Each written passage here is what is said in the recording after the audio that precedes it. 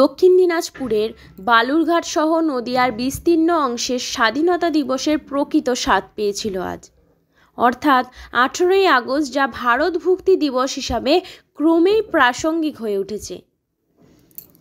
প্রসঙ্গত 1947 সালের 15ই আগস্ট ভারতবর্ষ স্বাধীন হলেও নদিয়ার রানাঘাট, কৃষ্ণনগর, শান্তিপুর, শিবনিবাস এবং নবদ্বীপ সাব ডিভিশন পূর্ব পাকিস্তান অর্থাৎ অধুনা বাংলাদেশের অন্তর্ভুক্ত হয় স্বাধীনতা ঘোষণা না হওয়ার কারণে। দিল্লির মসনদে বসে ভারতবর্ষের মানচিত্রের উপর সীমারেখা টেনে দেওয়ায় ফলে এই অঞ্চলের মানুষজন চরম বিপদে পড়েন। গা ঘেঁষাঘেঁষি করে বসবাস করা মানুষজন হঠাৎই বিদেশে নানা যুক্তি দিয়ে দিল্লিতে জওহরলাল নেহেরুকে বোঝাতে সক্ষম হলে পরবর্তীতে 17ই আগস্ট নদিয়ার শান্তিপুর, রানাঘাট, শিবনিবাস, কৃষ্ণনগর এবং নবদ্বীপকে ভারত রাষ্ট্রের অন্তর্ভুক্ত করা হয়। পণ্ডিত লক্ষ্মীকান্ত মৈত্রকে সে সময় পূর্ণ সহযোগিতা করেন তার ভিন্ন মতাবলম্বী মানুষ ডক্টর শ্যামাপ্রসাদ মুখোপাধ্যায়।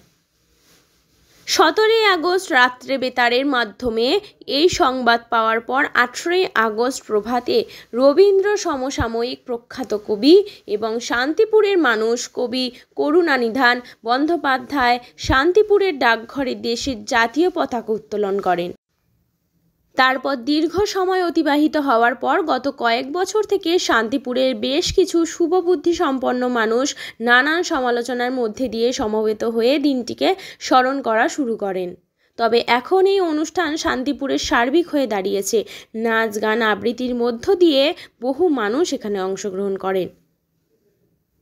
আজ সকালে ডাকঘরে নেতাজি মূর্তির পাদদেশে একটি সংক্ষিপ্ত অনুষ্ঠানের আয়োজন করা হয় ভারত ভুক্তি দিবস উদযাপন কমিটির পক্ষ থেকে।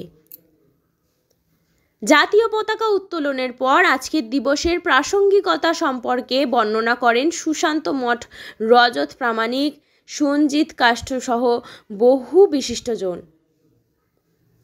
তারা একটি পুস্তিকার মাধ্যমে তা আগামী প্রজন্মে স্কুল কলেজ পড়ুয়াদের হাতে তুলে দেওয়ার একটি সংকল্প গ্রহণ করেন আজ।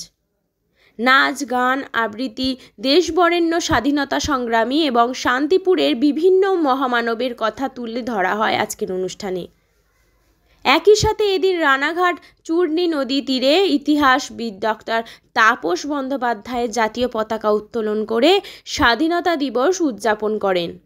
অনুষ্ঠানে উপস্থিত ছিলেন রানাঘাট পৌরসভার চেয়ারম্যান কৌশলদেব বন্দ্যোপাধ্যায়। পাশাপাশি এদিন নদিয়ার কৃষ্ণগঞ্জ ব্লকের শিবনিবাসে মহা ধুমধামে স্বাধীনতা দিবসের অনুষ্ঠান উদযাপন করা হয়।